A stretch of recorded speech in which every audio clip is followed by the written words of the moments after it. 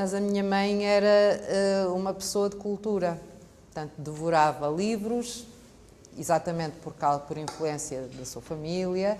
Portanto, a minha mãe era uma pessoa escolarizada sem diplomas, só adquiriu os diplomas aos 40 anos, depois dos filhos já crescidos, em 3 anos. E quando chegou à altura de ir para a universidade, ela disse: não tenho que provar nada a ninguém e, portanto, não vou. Mas, portanto, tive o privilégio de crescer dentro de uma família onde havia livros, onde havia televisão, onde se via televisão, não é? E se ouvia música, e a minha mãe, ela própria, cresceu nesse contexto, era uma consumidora cultural da época, porque ia à ópera, ia ao balé, e era uma apaixonada pela literatura.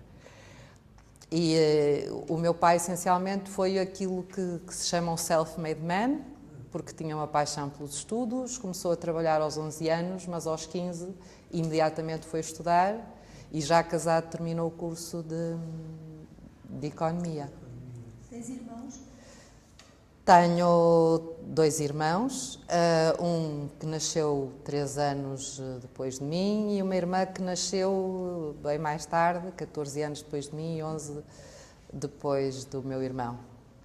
Que a minha mãe queria uma família grande, mas eu sou mais velha.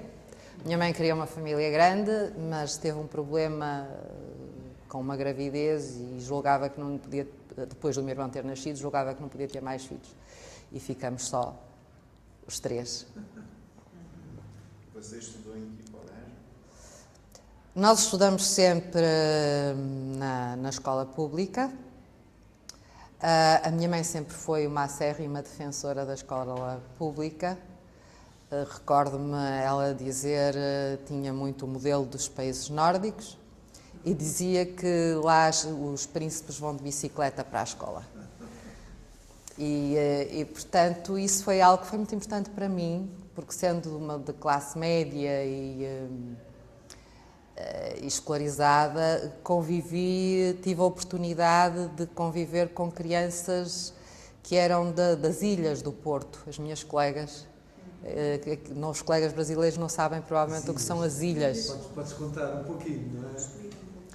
Tanto enquanto em Lisboa cresceram mais os bairros de lata, aqui no Porto, as ilhas, isto é, ou pode ser numa rua ao lado de uma moradia burguesa, haver um portão, que é um corredor, ao longo desse corredor, casas para os operários, eram construídas casas para os operários.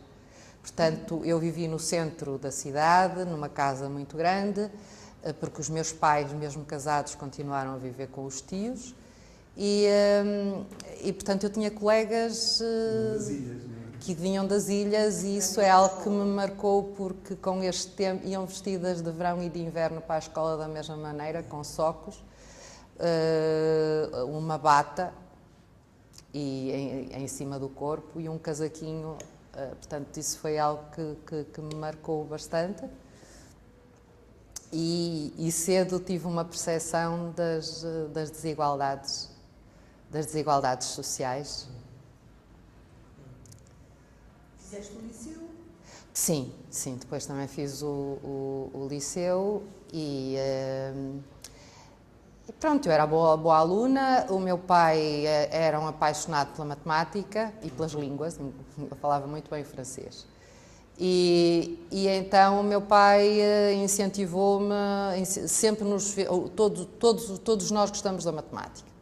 E eu até ao 9º ano achei que ia para matemáticas. Sempre gostei da investigação, então sempre achei que ia para matemáticas. E, entretanto, numa visita, andava no 9º ano, numa visita à Feira do Livro, encontrei um livro não sei se foi do Jean-Pierre Durand, que era Sociologia, e li.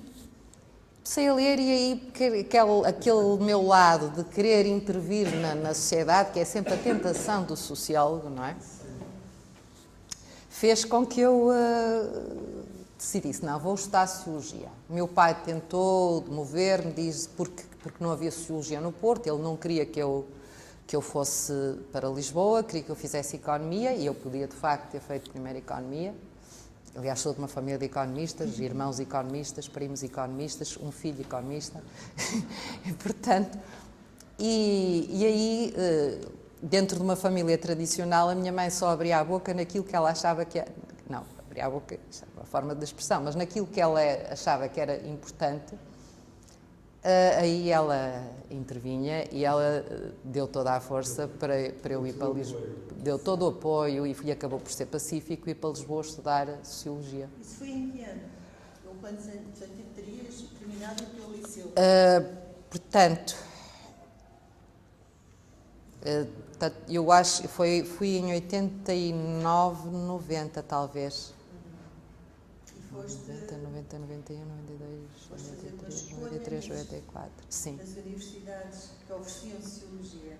Sim, em parte. E a escolha foi a Universidade Nova. A escolha foi a Universidade Nova e nessa altura até a entrada no ISCTE era mais baixa. Em parte por influência de uma colega que também foi para lá, mas pela referência do Vitorino Magalhães Godinho e por eu achar que a história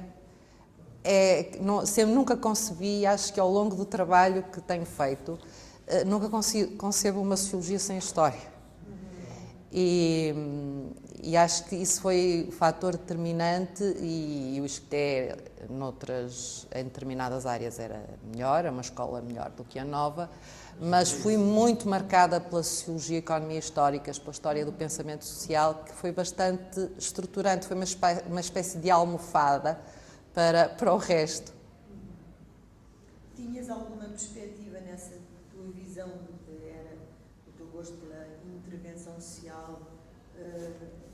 Como é que estruturaste a tua trajetória enquanto aluna de Sociologia e como é que te vias futuramente Essencial, a tua carreira? é assim, a minha paixão sempre foi a investigação.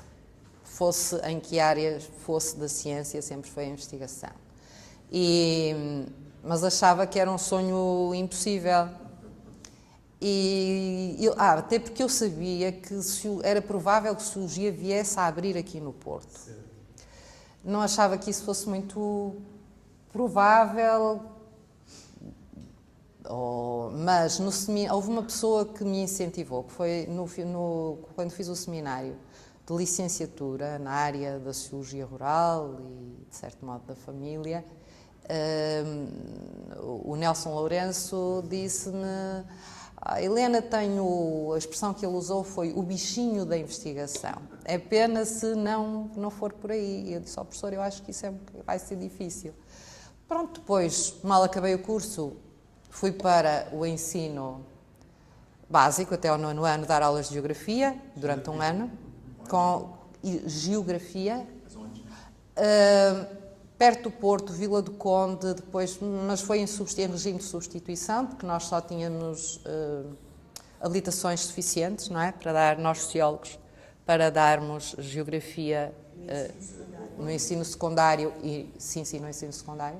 Quando terminou a licenciatura, regressou para o Porto, então? Sim, regressei. Pensou em ficar? Só pensei em ficar em Lisboa no 2º ano, quando estava no 2º ano da licenciatura. Depois aí também tinha um namorado no Porto, muitos amigos no Porto, aí foi mais isso, mas equacionei essa possibilidade. Gostei muito de Lisboa, senti-me muito bem, ainda hoje gosto muito de Lisboa. Não tenho dificuldades de me adaptar a contextos diferentes. Ainda por cima, Lisboa foi uma experiência excelente porque eu vivi num lar com africanos. Ia perguntar-te isso, onde é que viveste quando estavas em Lisboa? Eu vivi na Liga Evangélica e Missionária, que era um espaço extremamente interessante, porque era aquele lar essencialmente para estudantes das ex-colónias que estavam ligados a missões evangélicas e protestantes, e portanto passaram por lá a Graça Machel, a Graça Mandela, estudou lá, viveu lá, e aquilo, por exemplo, o Amílcar Cabral ia para lá estudar.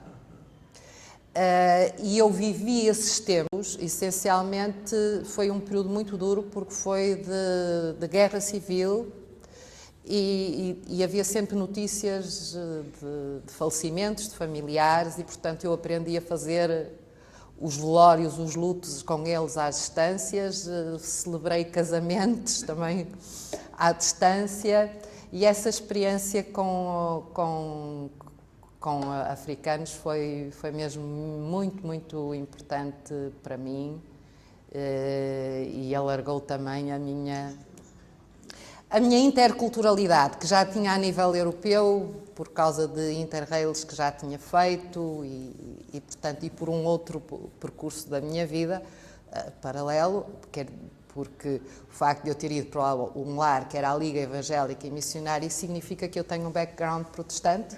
Perguntar, sua família era protestante? Sim, agora vai ter que me interromper, porque se eu conto a história... Não, queremos ouvir isso.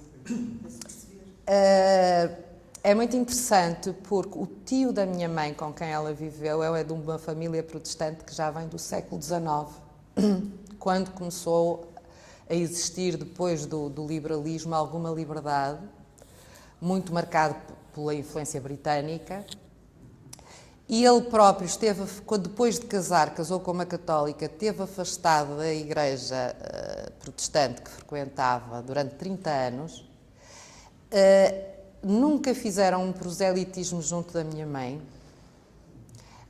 Simplesmente ela não ia à igreja, ele também não ia, mas a convivência com a família dele e a leitura da Bíblia fez com que a minha mãe pacificamente casou na Igreja Católica, batizou os 2 filhos mais velhos na Igreja Católica e quando eu fiz 5 anos ela disse ao meu pai, de uma família de Braga, portanto uma família tradicional católica, mas como sempre em Portugal profundamente, principalmente os homens anticlericais, não antirreligioso, mas anticlerical, ela disse que achava que era importante para os filhos uma educação evangélica. E pediu ao meu tio-avô, para procurar uma igreja e nos levar lá. E pronto. E foi assim que começou. Quando ele faleceu, passado 2 anos, ela disse ao meu pai, temos que tomar uma decisão e assumir a responsabilidade. E, portanto, foi uma conversão de longa duração. E lá está, por isso há pouco eu dizia, nas decisões que ela achava que eram verdadeiramente importantes, ela intervinha e que foi marcante para a família. Portanto, daí eu também ter tido possibilidade de, muito jovem, participar em intercâmbios com jovens de igrejas protestantes a nível europeu e fui correspondente nacional do Secretariado Ecuménico da Juventude e isso permitiu-me também conviver. Em 80, 81, por exemplo, estive num sítio onde poucas pessoas estiveram, que foi 10 dias na Alemanha de Leste. E, portanto, ainda uns anos antes da queda do muro, e foi um intercâmbio religioso, porque só o Conselho Mundial de Igrejas é que permitiam fazer a ponte com os ortodoxos. Os jovens ortodoxos tinham mais de 40 anos, claro, que eram os únicos que eram autorizados a sair de lá, mas essa experiência na Alemanha Democrática, na ex-RDA, foi muito, muito importante para mim. Com quantos anos? Em que ano você se licenciou? Terminou o curso? Eu terminei em 84, porque defendi em dezembro, o diploma é de 85, mas eu terminei em 83 e 84, defendi o seminário de licenciatura em dezembro e portanto, oficialmente, em 85. E quando começaste a fazer esses intercâmbios, eras estudante de liceu ainda? 16 anos. E aí fui, sim, aos 16 anos. Ao longo da tua licenciatura também? Sempre. Todo o verão era interrails e portanto estive na Sicília e ao mesmo tempo articulado, isto é, com uma intervenção política. Lembro-me de que eram igrejas históricas muito comprometidas na altura com o antinuclear, portanto nós íamos e depois participávamos também em manifestações políticas e portanto isso acabou por ser uma experiência bastante rica. Também nasci dentro de uma família democrata, com ideais democráticos bastante fortes. As tias-avós por afinidade, tinham estudado na Primeira República e eram escolarizadas. Uma delas tinha estudado em Inglaterra também, trabalhado e estudado em Inglaterra no tempo da guerra e, portanto, foram sempre referências importantes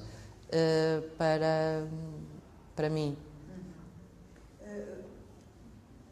Parte da tua trajetória académica, dos teus temas de pesquisa, têm alguma proximidade com o que nos estás a contar da tua biografia, dessa tua educação? Tem, mas é curioso como isso foi interrompido.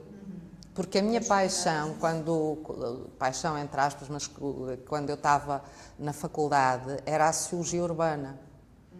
E do espaço, que também era uma componente forte, e a sociologia rural, portanto, que no fundo refletia as trajetórias dos primeiros sociólogos portugueses, não é? Todos passaram, de uma maneira ou de outra, passaram por aí, pela sociologia rural e urbana, não é? E fiquei muito contente. Eu depois de ter dado aulas, trabalhei 1 ano na banca, na área de recursos humanos. Mas, ainda estando na banca e por incentivo do Nelson Lourenço, eu participei no 13º Congresso de Sociologia Rural, que foi no Minho, e apresentei lá uma comunicação, e no ano seguinte, ainda na banca, apresentei aqui, na Faculdade de Letras, julgo que foi no encontro da Associação Internacional dos Sociólogos de Língua Francesa, que apresentei também uma comunicação. Entretanto, abriu o concurso. Tinha aberto no ano anterior concurso, eu não entrei no ano seguinte. Foi 1987. Portanto, foi uma grande decisão que eu tinha que tomar na vida, porque eu, na altura, a situação em que eu estava no banco era muito confortável e, inclusivamente, eu estava na carreira técnica, recursos humanos, fazia assessoria de recursos humanos numa direção com 700 pessoas.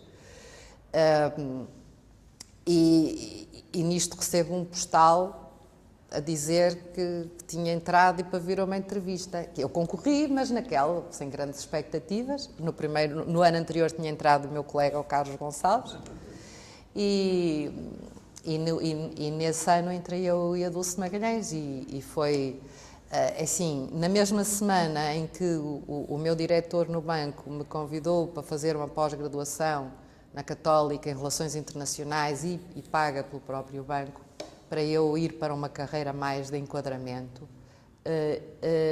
recebo o postal e, passado 2 dias, descobri que estava grávida do meu primeiro filho. Portanto, foi tudo no espaço de uma semana e vim para cá dar aulas de Sociologia Rural e Urbana. E isto, portanto, eu casei com 24 anos, depois o meu primeiro filho, casei em 86, o primeiro filho nasce em 88, portanto, eu entrei em 87 e depois em março nasce o primeiro filho. E nessa altura, então, a Sociologia Rural e Urbana eram os temas? Sim, e tanto é que eu não fiz mestrado, fiz as provas de aptidão pedagógica e capacidade científica, e aí resolvi ir para as questões da cidade, movimentos sociais urbanos. Os movimentos sociais urbanos procurei ir à procura, passo o pleonasmo, mas procurei descobrir onde é que estavam as associações de moradores, o que tinha acontecido às associações de moradores do período revolucionário, uma série de anos depois. E, portanto, quando acabei, separei as questões, embora eu sempre fosse uma apaixonada pela questão da teologia. Separei as esferas e nunca vi viabilidade, até porque a questão da religião era abordada cá em Portugal segundo a perspectiva das ruralidades. Era da sociedade camponesa, a extinção, a importância da religião na sociedade camponesa. Nunca pensei nisso. Quando se coloca a questão do doutoramento, aquilo que equacionei, e na altura não havia internet, eram os livros, nós não tínhamos literatura anglo-saxónica em termos da sociologia das religiões, tínhamos os clássicos, não é? E aí é que eu equacionei, não fui propriamente incentivada, mas equacionei estudar os novos movimentos religiosos, que estavam um pouco aqui na Europa, estava na ordem de... Começava-se a falar nisso, nos novos movimentos religiosos. E eu equacionei essa hipótese, pronto, e depois foi um convite que o meu orientador recebeu para fazer parte de um projeto internacional, que era o Religious and Moral Pluralism, e eu estava a reunir com ele, e ele disse: "Mãe Helena, não quer ir?" Mas disse assim a brincar. Eu disse: "Quero, porque eu não quero." E eu disse e digamos que o meu percurso começa de fora para dentro. Nesse projeto que foi financiado na altura pela Fundação Europeia de Ciência e em que foi aí que eu comecei a aprender e que veio a minha paixão, e então o projeto era sobre pluralismo, era o primeiro inquérito lançado à escala europeia sobre religião, portanto pluralismo moral e religioso, e eu fui responsável do projeto cá e tive que aplicar o inquérito cá. A partir daí foi uma das componentes da minha tese. E eu quis estudar a questão, aí é que eu começo a repescar o meu passado, e pronto, eu comecei a recordar, e eu valgo se há um fator que me motivou, muito isso foi memórias da escola primária, e aí já como socióloga consegui fazer uma leitura que não tinha... na altura não fazia. Portanto, eu tinha uma colega que era testemunha de Jeová, e ela é responsável, nunca mais a vi, desde a escola primária, é responsável em parte por eu ter feito este percurso.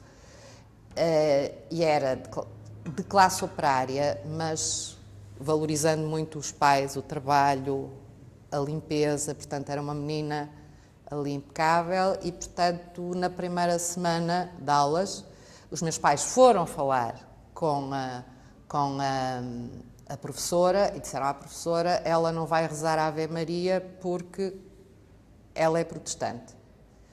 E a minha colega, nem Ave Maria nem Pai Nosso.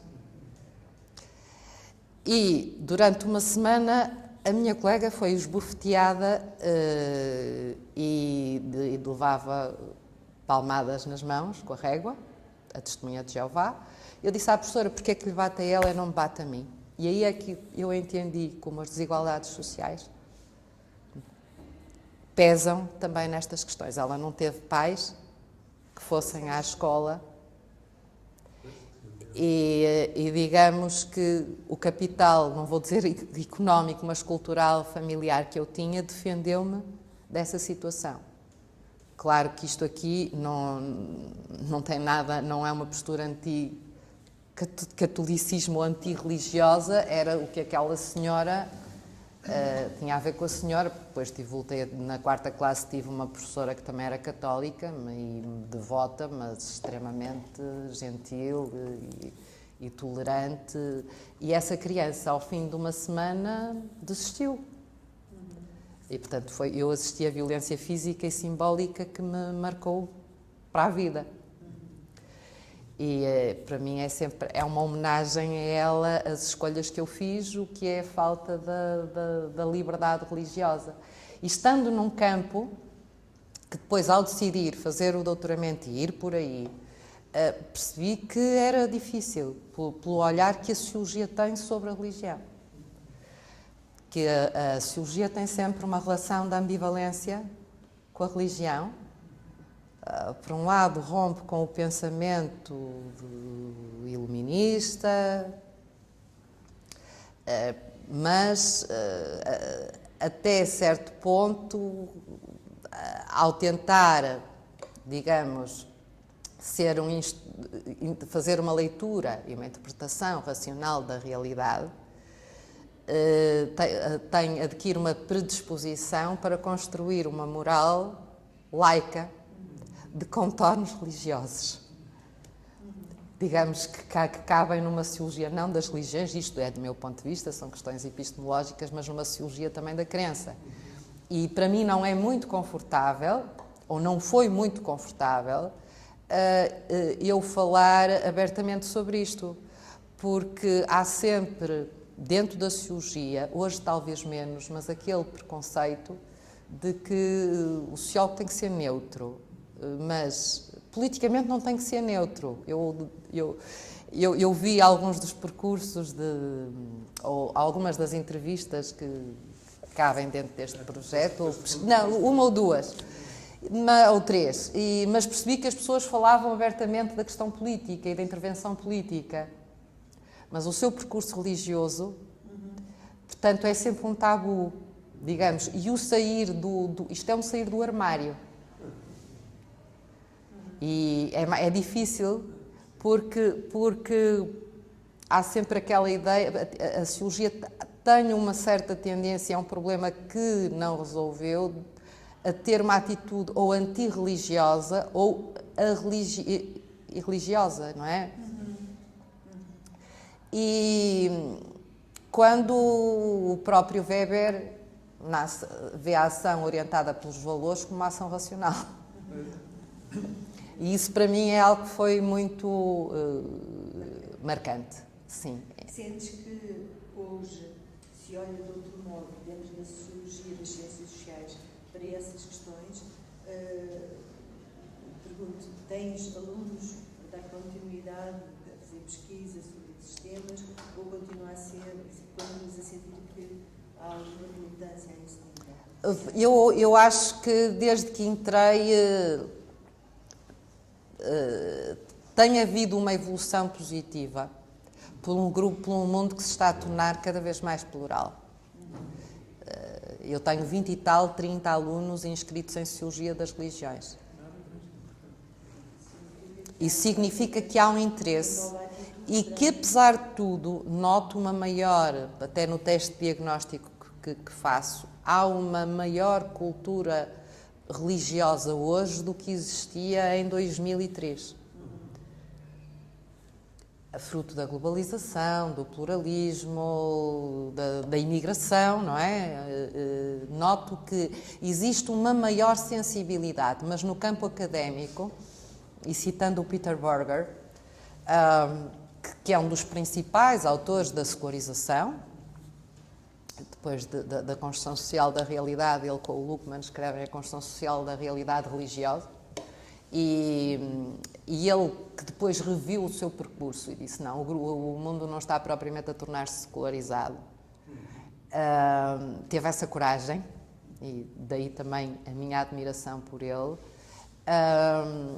Mas o Peter Berger dizer que só há 2 continentes verdadeiramente secularizados no mundo. Um é a Europa e o outro são todos os gabinetes de ciências sociais espalhados à face da Terra. Portanto, eu sabia em que é que estava metida e é muito interessante porque nas ciências sociais a descrença é maior do que até, se for preciso, nas ciências exatas. Há estudos que apontam nesse sentido. Um ateísmo mais filosófico, nas ciências exatas mais ateísmo mais científico, não é? E pronto, mas eu procurei nunca falar, e sempre que tenho uma intervenção pública é no registro de socióloga, porque isto é, se for um sociólogo que tem uma intervenção na vida política, ele não é descredibilizado pelo facto de militar em determinado partido ou fazer parte de um governo. Se é um sociólogo que ensina a Sociologia das Religiões, mas tem um posicionamento religioso, como nos Estados Unidos é muito comum, e se calhar eu conheço menos a realidade brasileira, portanto, isso já é descredibilizado. Quando aquilo que eu sempre defendo, eu, por regra, perante os alunos, nunca digo aquilo que sou. Alguns depois dizem, professora, nós temos tanta, no final, temos tanta curiosidade, em saber se é crente, é descrente, o que é? Mas, agora com estes parentes, acho que me... Nós estávamos a falar do mesmo tema, não é? Procuras não sim, o que eu acho que é fundamental, o que eu acho que é fundamental é, porque isto é, eu não tive apenas um background religioso. Efetivamente, eu sou cristã e dentro do cristianismo sou uma protestante ou evangélica e acho que tem que haver um grande escrutínio sobre nós próprios, a toda a hora. Aquilo em que eu acredito é um pouco esquizofrénico, em certos momentos, este duplo registro, mas é isso que eu procuro fazer, como há outros sociólogos das religiões, ou da religião que o fazem. Um dos exemplos era o próprio Peter Berger, falecido recentemente, não é? O outro é Grace Davy, na Grã-Bretanha, alguém que trabalhou com ele, que ela está ligada à Igreja Anglicana.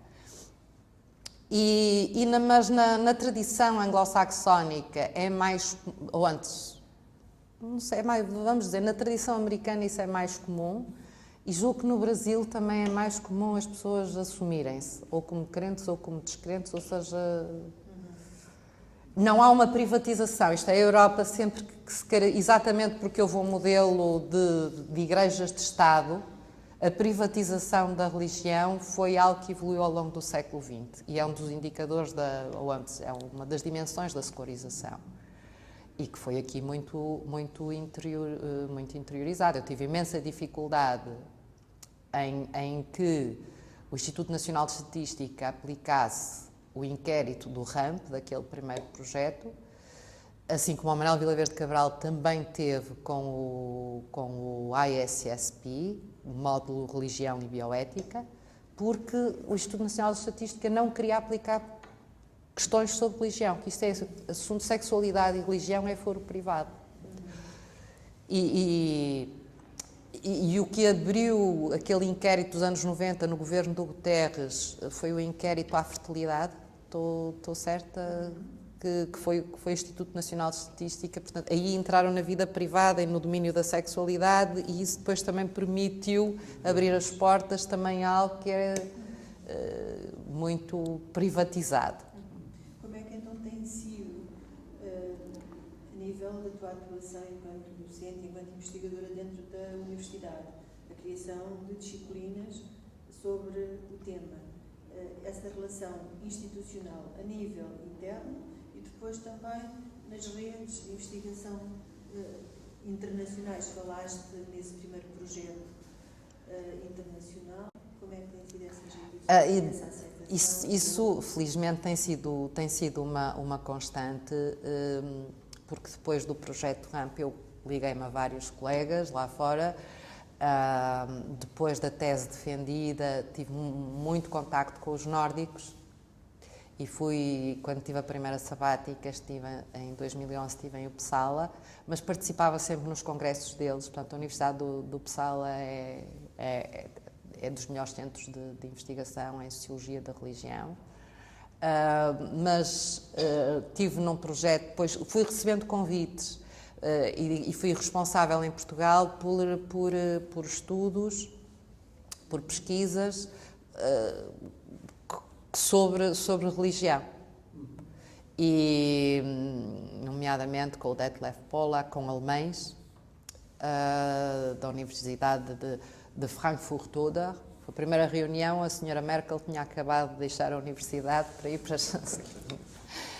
Quando nós lá fomos, tinha acabado de deixar, e isso também foi sobre a secularização na Europa, esse projeto, 2004, 2005, não estou agora recordada das datas, E depois, mais tarde, assim, falando em grandes projetos, houve um outro projeto trabalhando eu o pluralismo religioso, que depois me virei para a questão das migrações e estudei os imigrantes de leste em Portugal. Evitei sempre estudar, até recentemente, o meu campo, só o estudei numa perspectiva histórico-sociológica, mas depois fiz parte do GIRIC, que foi um grupo que estudou o catolicismo na Europa do Sul. Não é na Europa do Sul, nos países latinos, porque a Bélgica também entra, de tradição e de maioria católica. Essa experiência foi muito interessante, comparar e ver, por exemplo, as diferenças entre Portugal e Espanha. Senso comum, há uma ideia de que nós somos iguais aos espanhóis, nós somos o país mais religioso da Europa Ocidental e da Europa em geral estamos a seguir à Polónia. A Espanha secularizou-se muito depressa e a Irlanda também, agora rapidamente, e nós somos mais parecidos com a Itália. Há muitos pontos em comum e, portanto, e para mim, mas também sempre vi a religião como uma lente para ler a modernidade contemporânea. Portanto, não consigo distinguir a minha luta e mesmo dentro do campo sociológico português, ao criar a secção da Sociologia da Religião, recentemente na APS, passa muito por trazer a Sociologia da Religião da periferia para o centro. Agora os jovens a trabalhar na área da Sociologia da Religião. Não, é uma área, de facto, que é apaixonante e, embora aumente, isto é, eu não estou aqui a dizer que a religião hoje é mais importante do que o passado, mas é um campo que se reconfigura a todo momento. E mesmo este fenómeno, cá em Portugal, estes estudos que temos tido desde 2011 sobre a religião em Portugal e agora o do ano passado na área metropolitana de Lisboa, mostra que aumenta o número dos sem religião e, portanto, isto também mostra que Portugal está a mudar rapidamente, mas que continua, nunca a religião esteve tão presente no debate público. Portanto, a crença pode diminuir, a crença ou a prática, ou há uma desvinculação das instituições tradicionais, e na Europa principalmente as que tiveram uma relação próxima ao poder político, mas isso não significa que o interesse diminua. E, portanto, sentes que aqui na universidade tens tido esse espaço para além da pesquisa, nomeadamente, criar a disciplina? Sim, inclusivamente uma coisa interessante, eu tenho organizado cursos livres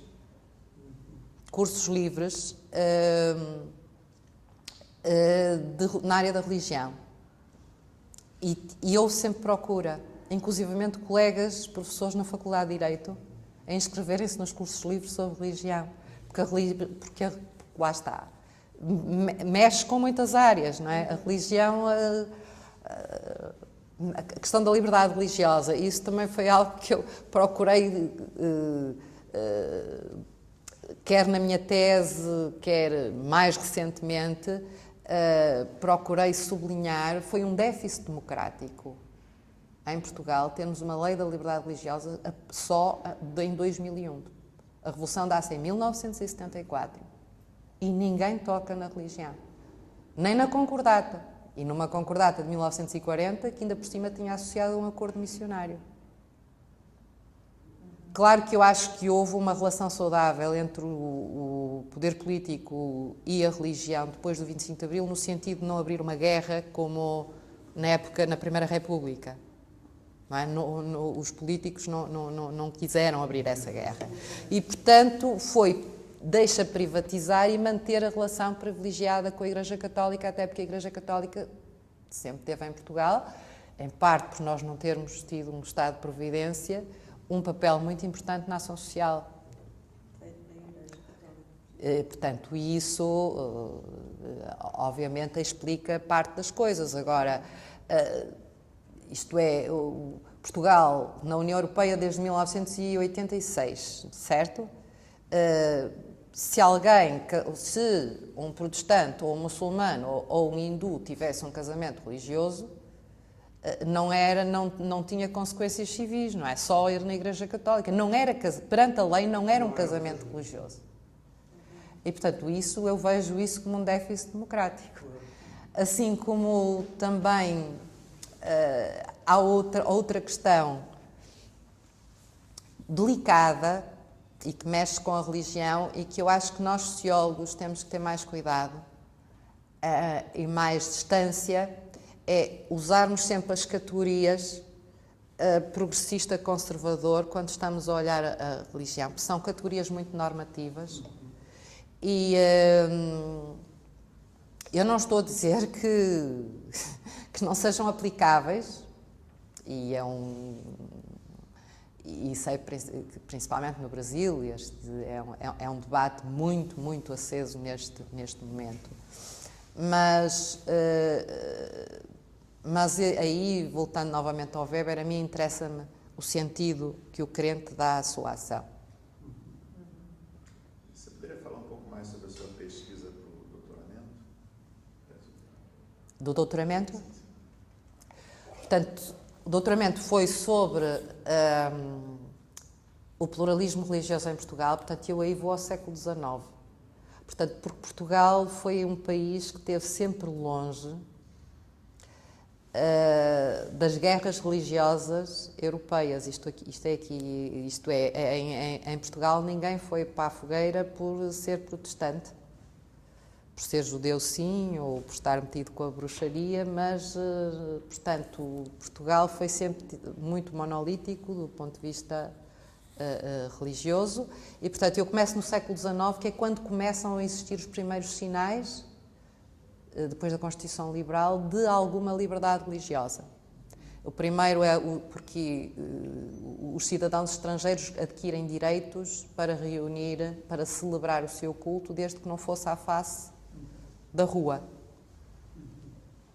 E, portanto, os ingleses, os anglicanos, aqui, por exemplo, a Igreja de St. James, aqui no Porto, é dentro de muros está escondida por muros muito altos, assim como o cemitério. E há uma igreja metodista no centro do Porto que o templo é muito tradicional, muito estilo inglês. O templo é no primeiro andar por causa dos apedrejamentos e é uma igreja de 1877. E, portanto, eu começo a fazer o levantamento do campo, voltando à minha tese. Desculpe eu estar a dar estes exemplos, mas, portanto, o que é que eu procuro fazer? Eu vou ao século XIX e vou aos historiadores, aos poucos que estudaram o século XIX numa perspectiva religiosa, e procuro fazer o levantamento do campo e como é que começa a surgir a diversidade religiosa em Portugal.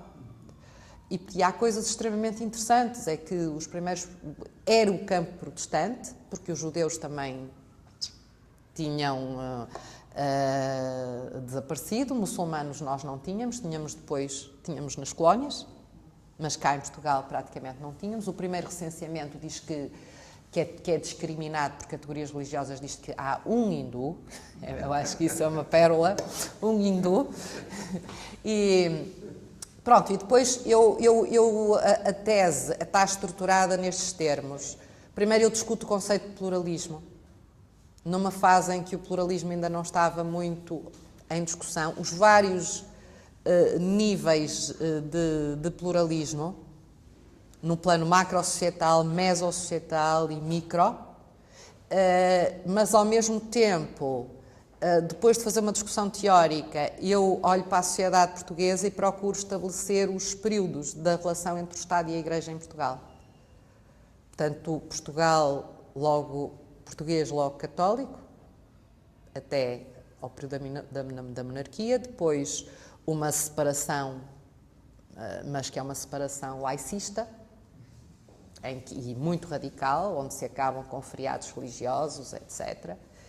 E depois um período em que se mantém a separação, que é a ditadura, mas com uma cumplicidade fortíssima. e finalmente o período democrático em que nós temos um Estado que é neutro religiosamente, mas onde eu discuto as questões da liberdade religiosa e procuro ter sempre um olhar maior sobre a minoria principal, que são os protestantes. E há casos interessantes porque dentro do campo minoritário os primeiros protestantes são republicanos. O primeiro superintendente da Igreja Metodista Portuguesa ajudou Afonso Costa a fazer a lei da separação entre o Estado e a Igreja. Só podia ser da maçonaria também, provavelmente. Foi vereador da Câmara do Porto, aqui na Câmara do Porto, assim como o Eduardo Moreira na Câmara de Lisboa, que era da Igreja Lusitana. Portanto, há um envolvimento muito forte entre a política e a religião, mas é muito interessante porque os protestantes acham finalmente este Portugal vai despertar e vai romper com o obscurantismo. O discurso é parecido com o discurso político. Vai se libertar da superstição. Simplesmente, depois com a ditadura, não há perseguição, mas eles guetizam-se. E há uma autorreprodução. Quando se dá a liberdade, eles não estão a quer dizer, aí a liberdade, primeiro há um desvio para o setor político, as pessoas não se interessam pela religião. Portanto, eu vou discutindo isto que eu estou a dizer é a trajetória da própria tese. E, por outro lado, há outros grupos que se vão afirmando, como as Testemunhas de Jeová.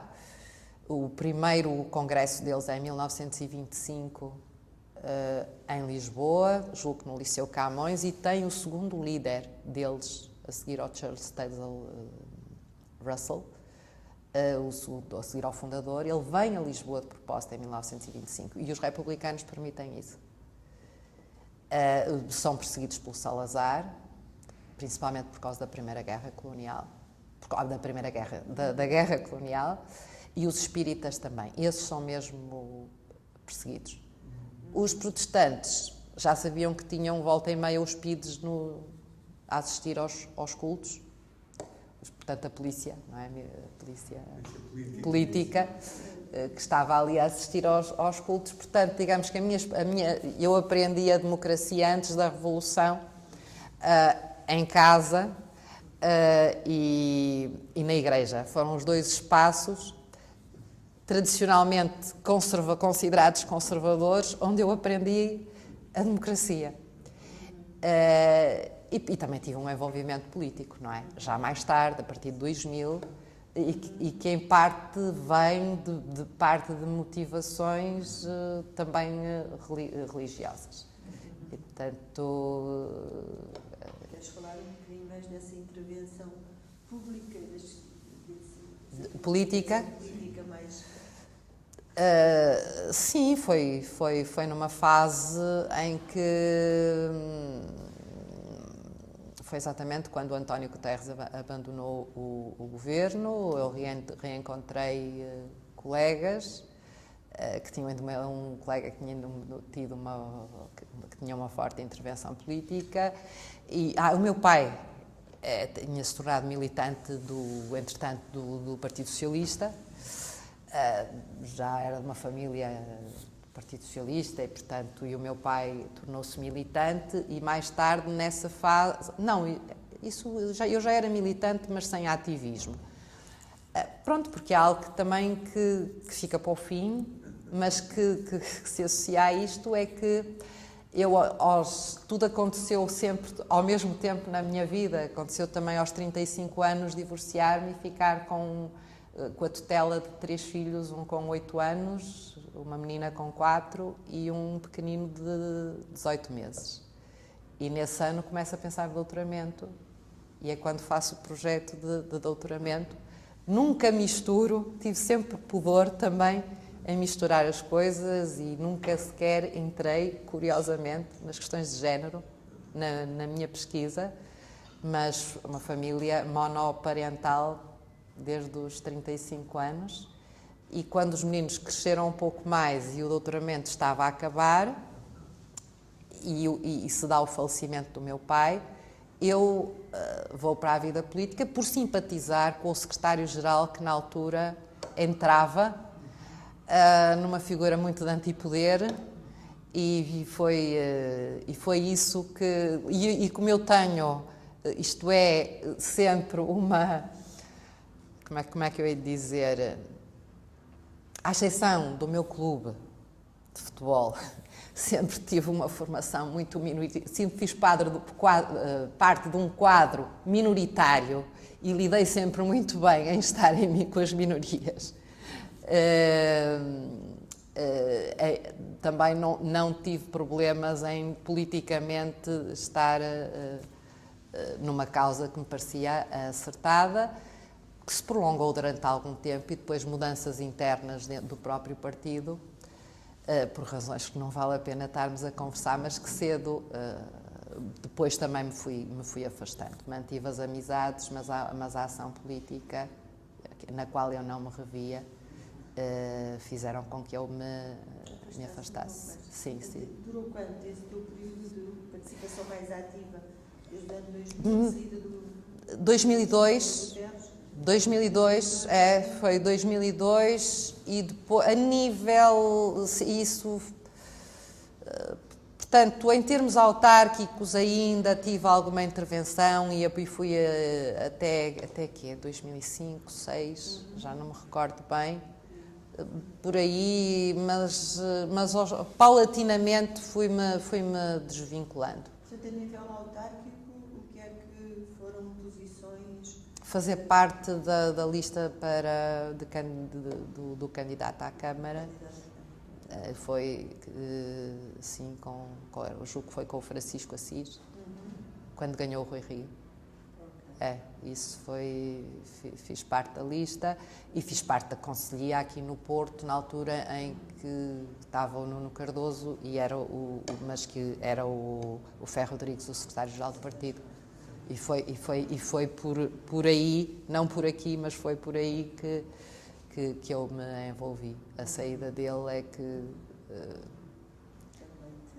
foi aqui alguns temas da tua pesquisa, porque além do teu interesse pela sociologia da religião, claro, mas há alguns teus projetos e publicações, às tantas cruza-se essa problemática com a das migrações, não é?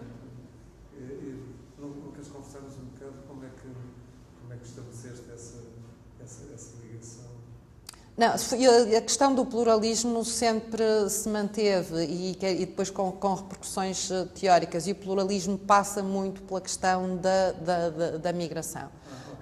Portanto, desde o início que está presente, e a questão pode parecer um bocado funcionalista à perspectiva, mas eu olhar para as comunidades religiosas como espaços de integração social. Espaços onde o imigrante vai adquirir capital social, e portanto eu trabalho um pouco os conceitos de capital social e sistémico também, e isso é uma coisa muito, muito evidente.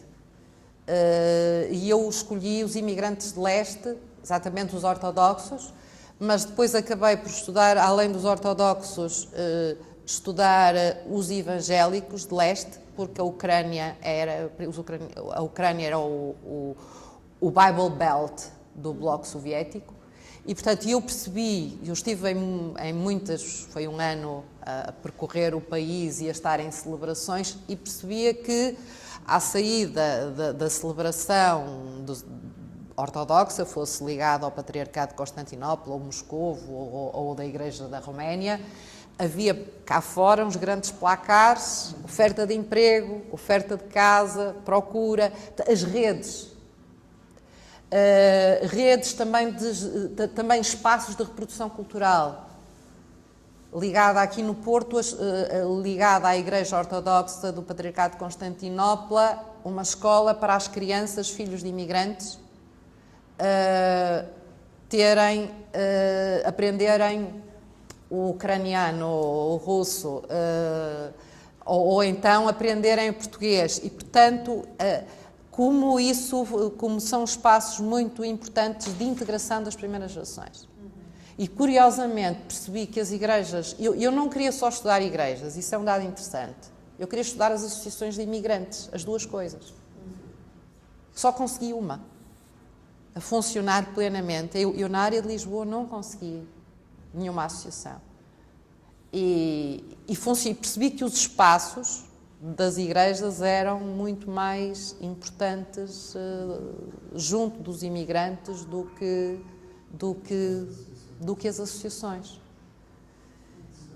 E vejo isso hoje no campo evangélico com os imigrantes brasileiros.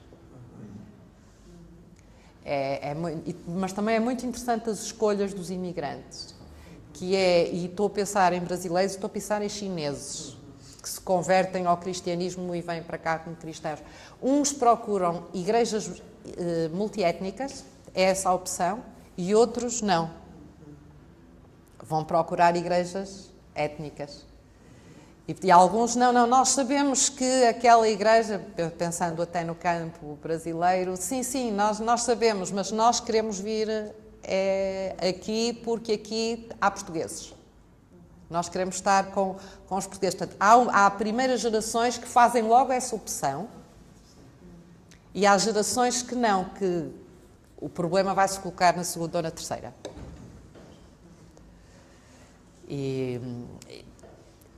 Nunca estudei propriamente a comunidade muçulmana, em geral sim, e li bastante, não tenho trabalho de terreno sobre a comunidade muçulmana, mas lá está, aí também se vê que não haver problemas e assim também está muito ligado à questão da classe social e do nosso primeiro Islão, que é um Islão que chega a Portugal principalmente de Moçambique e onde altamente escolarizados e também com capital económico muito elevado. E depois, falando do meu doutoramento, portanto, depois de caracterizar estas várias fases, as atitudes dos portugueses perante o pluralismo religioso e moral. E aí vê-se a grande diferença de Portugal relativamente à Europa. O inquérito foi aplicado em 1998 e a vários níveis. Vê-se que ainda há um fechamento. Estamos numa fase em que Portugal estava a começar a ser receptor de imigrantes e a primeira década do milénio depois já é pós-doutoramento e que eu me apercebo e os dados mostram que há uma pluralização progressiva do campo. Não sei, António, se respondi. Sim, sem dúvida. Não sei se poderíamos passar para este bloco das influências e das obras de referência. Há pouco falaste do Peter Berger e de como ele foi importante para a estruturação de certas dimensões da tua pesquisa. Que autores e obras no campo das ciências sociais, para além então deste, poderias enumerar, referir, que foram marcantes na tua trajetória, na inovação, na forma como encaras as ciências sociais e nela trabalhas na sociedade? Se for aos sociólogos clássicos, obviamente que para mim é Weber aquele que é mais marcante, mas também eu sou um bocado eclética, isto é, eu acho que há determinadas realidades, pensando só nos clássicos, que só podem ser, isto é, se eu quiser estudar a congregação cristã em Portugal, por exemplo, e perceber as classes sociais que são todas, que maioritariamente uma das congregações é constituída por pessoas do bairro do Aleixo, isto que os sociólogos não falam quando estudam o bairro do Aleixo. Aí, quer dizer, é uma abordagem que tem que ser muito mais marxista. Portanto, há uma ligação, isto é, eu vou acionar as questões do conflito, das desigualdades, das classes. Se eu quero estudar a importância da comunidade religiosa na integração dos imigrantes, adota uma perspectiva mais funcionalista, e o Durkheim explica o conceito de comunidade, de solidariedade mecânica até que se vai criando, não é? Portanto, o Weber, pelas razões óbvias, que é o mais profundo na questão da religião, isso aí sem dúvida, e uma perspectiva compreensiva e depois fenomenológica. Agora, sem dúvida, obviamente não querem que eu esteja aqui a falar dos clássicos, querem que eu venha para autores mais contemporâneos. Em termos de autores mais contemporâneos, da sociologia geral, é o Peter Berger e o Luckmann, isso indiscutivelmente, e depois autores. As minhas referências, ainda dentro de grandes autores, um deles é o Luhmann e o Habermas. Estou a falar em dois inimigos, entre aspas, mas a teoria sistémica do Luhmann, até porque ele também escreve sobre religião, a função da religião, parecem coisas. Um vem de uma tradição humanista, o outro tradição sistémica para combater e criticar, mas são dois autores de que não consigo, e que eu leciono também teorias sociológicas, porque eu sempre lecionei as teorias sociológicas, aqui o tempo estive ligada a esse campo, mesmo de doutoramento, e estes autores são autores de referência à ação comunicativa, não é, do Habermas, e que eu aciono muito para a análise também, para a minha pesquisa do campo religioso.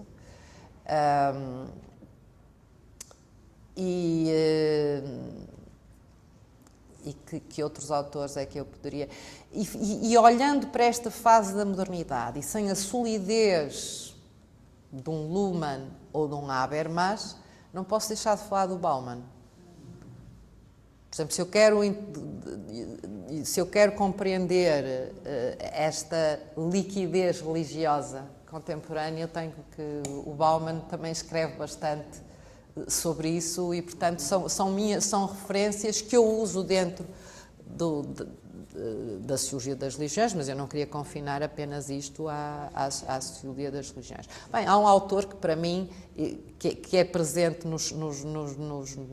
em dois campos, que é na sociologia urbana e na sociologia das religiões, e que antecipa muito daquilo que se passa hoje em dia, que é o Simmel. O Simmel também, para mim, é um autor de referência.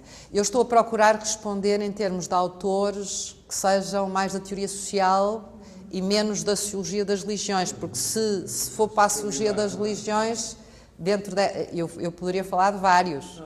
Não, mas a ideia geral era, sobretudo, grandes figuras, grandes obras que tivessem influenciado, como uma referência forte, não é? Era sempre difícil escolher, mas tu já disseste muitas coisas a esse respeito, não é? Inclusive, a pergunta que a gente sempre fazia sobre um livro, uma obra que tivesse marcado muito, seria o Peter Berger. Você mencionou uns 4 vezes, se eu não me engano. Sim, mas dele são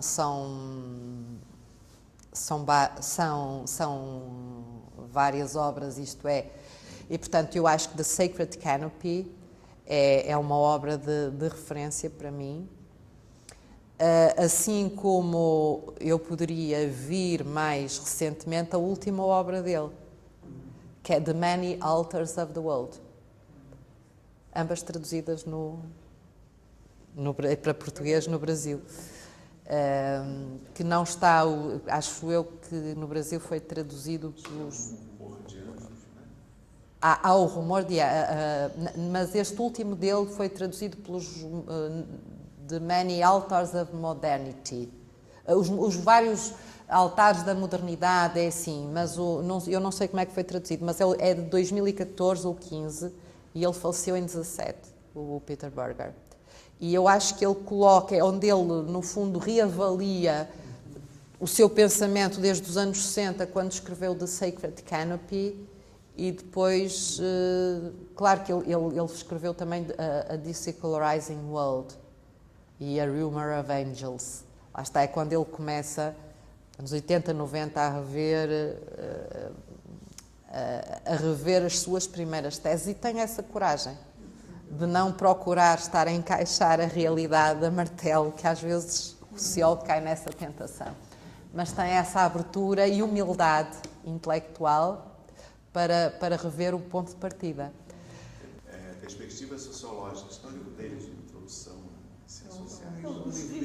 a ciências sociais.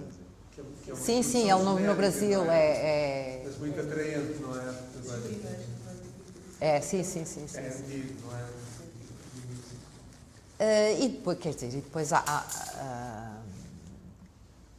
eu acho que foi em 2000 que a Associação Internacional de Sociologia fez um inquérito para ver quais eram os livros mais votados e que ganhou A Economia e a Sociedade do Weber. E assim, eu não estou, se calhar estou a ser muito vulgar naquilo e muito ir ao encontro daquilo que eu não votei, mas se votasse era nisso que eu votava.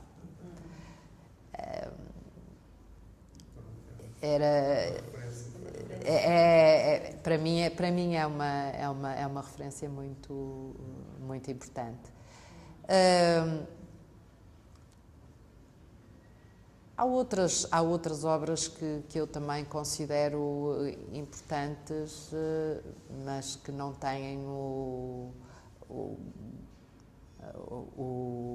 mesmo, não dentro do campo sociológico, ou que cruzam a sociologia com o campo filosófico. Por exemplo, Charles Taylor, The Secular Age, que é uma grande obra de referência desse filósofo canadiano, não é? E portanto, para mim também é uma... E porque ele também aciona muito a sociologia. Sim, isto é, assim, em termos de proximidade, para mim uma referência e um modelo sociólogo que também entrevisto, que todos nós conhecemos. E além do seu valor enquanto profissional, enquanto sociólogo, e ser uma referência para a sociologia em Portugal, tenho uma grande admiração por ele enquanto, do ponto de vista da humildade intelectual, da sua humildade intelectual. Eu tenho duas referências. No campo da sociologia das religiões, era alguém que provavelmente não conhecem, o britânico Brian Wilson, contribuiu para que a Associação da Sociologia das Religiões Internacional perdesse definitivamente um pendor confessional e fosse verdadeiramente sociológico. E no campo português é o José Madureira Pinto. E eu comparo-os até fisionomicamente, embora o outro muito britânico, porque são aquelas pessoas que passam despercebidas nos congressos e que não vão lá só para ser o keynote speaker. Mas eu lembro-me do Brian Wilson andar sempre nos congressos, ele morreu há poucos anos, à procura daquela comunicação que ele estava interessado a ouvir, independentemente de quem a fosse. E este é o perfil do José Madureira Pinto também. Portanto, eu acho que marcou-me muito. Falaste só uma última questão, não sei se é importante, mas falaste muito da sociologia das religiões dentro do campo da sociologia. A tua visão hoje das ciências sociais, das questões que temos aqui no final do nosso guião, como é que vê a sociologia no seu todo? Pode ser aqui na universidade, pode ser em Portugal. O que é que ainda poderias dizer sobre essa evolução da sociologia das ciências sociais? Se tiveres alguma coisa a dizer mais. Tenho, que exige se calhar mais coragem do que aquela que tive até agora. Aquilo que mais... é assim... a sociologia tem que estar a fazer um olhar sobre a realidade. Agora, eu sou pouco pós-moderna e, portanto, defendo que tem que haver uma ruptura com o senso comum, o tal escrutínio de que falámos há pouco. Agora, às vezes, parece-me que a sociologia vai... não sei se é a sociologia que contribui, ou é a produção científica que contribui para as transformações na realidade social, mas também importa da realidade social. Muita coisa que está na ordem do dia e que põe de lado determinadas áreas que são importantes. E nós vemos isso, eu cheguei a escrever também sobre isso, na evolução das áreas temáticas dos nossos congressos de sociologia. Há áreas que vão desaparecendo e há áreas que estão na moda. E as áreas que estão na moda são aquelas áreas que... E eu não vou falar agora de sociologia das religiões, até porque neste momento não tenho razão de queixa. Mas nas áreas sobre as questões do género, do ambiente, que são importantes, da sexualidade, mas que depois acabam por, marginalizar outras áreas que continuam a ser extremamente importantes. Áreas mais clássicas, nomeadamente das classes sociais, por exemplo, e das desigualdades sociais. E, portanto, isto tem a ver com uma transformação geral da sociedade e depois também a questão do politicamente correto entrar dentro da sociologia e haver pouco espaço e pouca liberdade para quem procura, tem que medir todas as suas palavras antes de escrever qualquer coisa por causa do politicamente correto. E isso é aquilo que mais me preocupa nas ciências sociais e na sociologia. E principalmente porque trabalho numa área em que a realidade é muito mais complexa. Quando estamos a falar em relações de poder, em questões de dominação, em questões de género. Uma preocupação atual, não é? Sim, sim, até porque se isto logo conservador, se não sei o quê, e é isso a mim preocupa muito.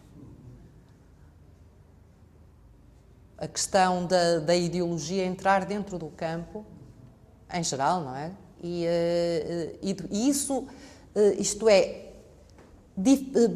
é um obstáculo para nós, cientistas sociais, de compreendermos os atores e o sentido que eles dão às suas ações.